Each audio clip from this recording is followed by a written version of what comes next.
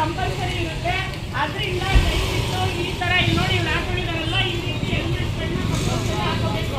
ಅರ್ಧ helmet full helmet ಹಾಕಬೇಕು ಅಂತ ಹೇಳಿದ್ರೆ ನಮ್ಮ ಚಿಕ್ಕಬಳ್ಳಾಪುರದಲ್ಲಿ ಈ ತಿಂಗಳು 12ನೇ ತಾರೀಕಿನಿಂದ ಕಂಪಲ್ಸರಿ ಎಲ್ಲರೂ ಹೆಲ್ಮೆಟ್ ಹಾಕೊಂಡು ಓಡಾಡಬೇಕು ಅಂತ ಹೇಳ್ಬಿಟ್ಟು ರೂಲ್ಸ್ ಆಗಿದೆ ಆಯ್ತಾ.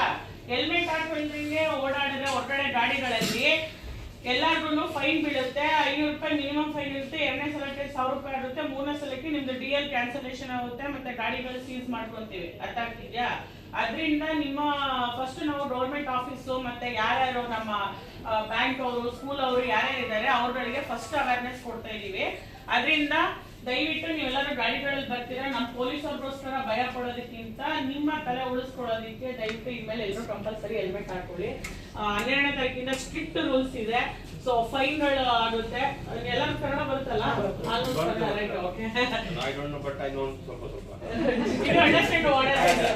Thank you. ಸೊ ಅದರಿಂದ ದಯವಿಟ್ಟು ಎಲ್ಲರೂ ಹೆಲ್ಮೆಟ್ ನ ಯೂಸ್ ಮಾಡಿ, ನಿಮ್ಮ ತಲೆಗೋಸ್ಕರನಾದ್ರೂ ಸೇಫ್ಟಿ ಯೂಸ್ ಮಾಡ್ಕೊಳ್ಳಿ. ಅಂಡ್ ನೀವುಗಳು ಅಷ್ಟೇನೆ ನೀವು ಬ್ಯಾಂಕ್ಗಳಿಗೆ ಅಥವಾ ಎಲ್ಲೇ ಹೊರಗಡೆ ಬರ್ಬೇಕಂದ್ರೂ ನಾನು ಇದೇ ಪಕ್ಕದೂರು, ನಾನು ಇಲ್ಲೇ ತರಕಾರಿ ತರಕ್ ಬಂದಿದ್ದೆ, ನಾನು ಇಲ್ಲೇ ಯಲಗ್ಲಹಳ್ಳಿ ಅಥವಾ ಇಲ್ಲೇ ಜರ್ಗಳ್ಳಿ ಅಂತ ಹೇಳ್ಬಿಟ್ಟು ದಯವಿಟ್ಟು ಯಾರು ನೆಗ್ಲೆಕ್ಟ್ ಮಾಡಬೇಡಿ. ಎಲ್ಲರೂ ಕಂಪಲ್ಸರಿ ಹೆಲ್ಮೆಟ್ ಯೂಸ್ ಮಾಡಿ. ಓಕೆನಾ? ಎಲ್ಲ ಹೆಲ್ಮೆಟ್ ಧರಿಸಿ ಮತ್ತು ನಿಮ್ಮ ತಲೆಗಳನ್ನ ಉಳಿಸ್ಕೊಳ್ಳಿ. Thank you. ಡಿಸೆಂಬರ್ 12ನೇ ತಾರೀಕು ನೆಕ್ಸ್ಟ್ 12ನೇ ತಾರೀಕಿಂದ ಕಂಪಲ್ಸರಿ ಹೆಲ್ಮೆಟ್ ಹಾಕೋಬೇಕು ಅಂತ ರೂಲ್ಸ್ ಆಗಿದೆ. ಓನ್ಲಿ ದಿಬ್ಬುರಳ್ಳಿಲ್ಲ, ಚಿಕ್ಕಬಳ್ಳಾಪುರದಲ್ಲಿ ಯಾವ ಊರಿಗೆ ಹೋದ್ರೂ ಬಾಗೇಪಲ್ಲಿಗೆ ಹೋಗಿ, ಶಿಗ್ಲೋಟಗೆ ಹೋಗಿ, ಚೇಳೂರ್ಗೆ ಹೋಗಿ, ಕೆಂಚಾನಹಳ್ಳಿಗೆ ಹೋಗಿ, ಎಲ್ಲಿಗೆ ಹೋದ್ರು ಕೂಡ ಕಂಪಲ್ಸರಿ ಹೆಲ್ಮೆಟ್ ಹಾಕಬೇಕು ಅಂತ ರೂಲ್ಸ್ ಮಾಡಿದ್ದಾರೆ.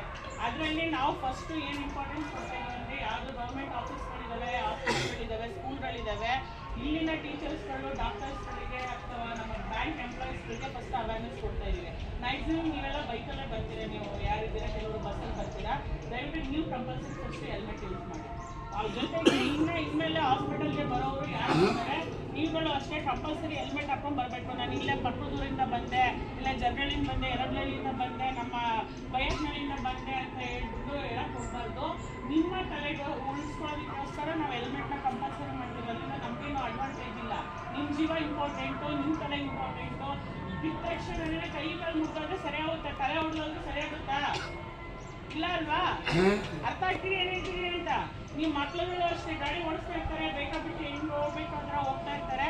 ದಯವಿಟ್ಟು ಎಲ್ಲರಿಗೂ ಹೆಲ್ಮೆಟ್ ಯೂಸ್ ಮಾಡೋದಕ್ಕೆ ಹೇಳಿ ನೀವು ಕೂಡ ಕಂಪಲ್ಸರಿ ಇನ್ಮೇಲೆ ಹೆಲ್ಮೆಟ್ ಯೂಸ್ ಮಾಡಬೇಕು. ಹೆಲ್ಮೆಟ್ ಯೂಸ್ ಮಾಡಿಲ್ಲ ಅಂದರೆ 12ನೇ ತಾರೀಕಿಂದ ಎಲ್ಲರಿಗೂ ಫೈನ್ ಕಂಪಲ್ಸರಿ ಬಿದ್ದೇ ಬೀಳುತ್ತೆ.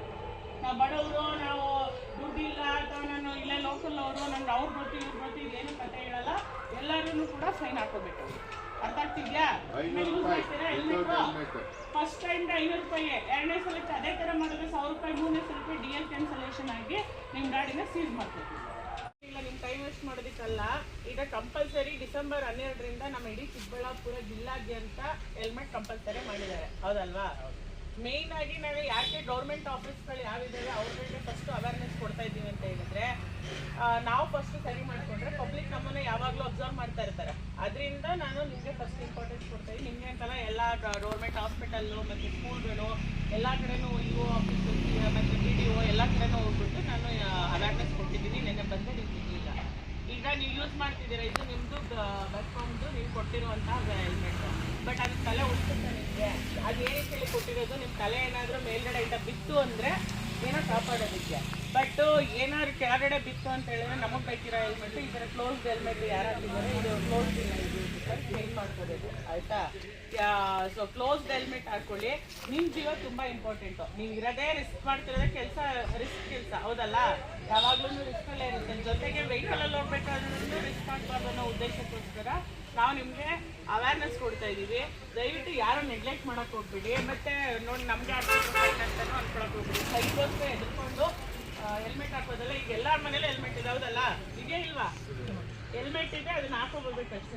ನಂಗೆ ಗೊತ್ತಿದೆ ನೀವು ಅದನ್ನು ಹಿಡ್ಕೊಳಕ್ಕಾಗಲ್ಲ ಮೇಡಮ್ ಅದು ಇದು ಅಂತ. ಬಟ್ ಅದ್ರದ್ದು ಥ್ರೆಡ್ ಬರುತ್ತೆ ನಿಮಗೆ, ಅದೆಲ್ಲ ಗೊತ್ತಿದೆ. ನೀವು 2 ವೀಲರ್ ಯೂಸ್ ಮಾಡೋರಿಗೆ ದಯವಿಟ್ಟು ನಾಳೆ ಇದ್ದಾನೆ ಡಿಸೆಂಬರ್ 12ನೇ ತಾರೀಕುವರೆಗೂ ವೆಯ್ಟ್ ಮಾಡಬೇಡಿ. ನಾಳೆಯಿಂದನೇ ದಯವಿಟ್ಟು ನಿಮ್ಮ ಮನೆಯಲ್ಲಿರೋ ಹೆಲ್ಮೆಟ್ ತೊಗೊಂಡು ಬಂದು ಅದನ್ನು ಮಾಡ್ಕೊಳ್ಳಿ. 1-2 ನಿಮಿಷ. ದಯವಿಟ್ಟು ಯೂಸ್ ಮಾಡ್ಕೊಳ್ಳಿ. ಅರ್ಥ ಆಗ್ತಿದ್ಯಾ? ಈ ನೆಕ್ಸ್ಟ್ ಈ ಯೂನಿಫಾರ್ಮಲ್ಲಿ ಯಾರು ವಿತೌಟ್ ಹೆಲ್ಮೆಟ್ಟು ಓಡಾಡ್ದಂಗೆ ಇದ್ದರೆ ನಾನು 100% ನಾನು ಇಷ್ಟು ಅವೇರ್ನೆಸ್ ಕೊಟ್ಟರು ಏನೂ ಇಲ್ಲ, ನಾನು ಫೈನ್ ಹಾಕ್ತೀನಿ. ಆಮೇಲೆ ಬೈಕೋಬಾರ್ದು, ಮೇಡಮ್ಮು ನಮಗೆ ಫೈನ್ ಹಾಕ್ತಾರೆ ಅಂತ ಹೇಳ್ಬಿಟ್ಟು ಆಮೇಲೆ ಹೋಗ್ಬಿಟ್ಟು ನಮ್ಮ ಸ್ಟೇಷನ್ ಲೈಟ್ ಟ್ರೆಕ್ ಮಾಡ್ಬಿಡೋದಲ್ಲ. ಬಟ್ ನಿಮ್ಮ ಒಳ್ಳೇದಕ್ಕೆ ಅಂತಲೇ ಹೇಳ್ತಾ ಇರೋದು.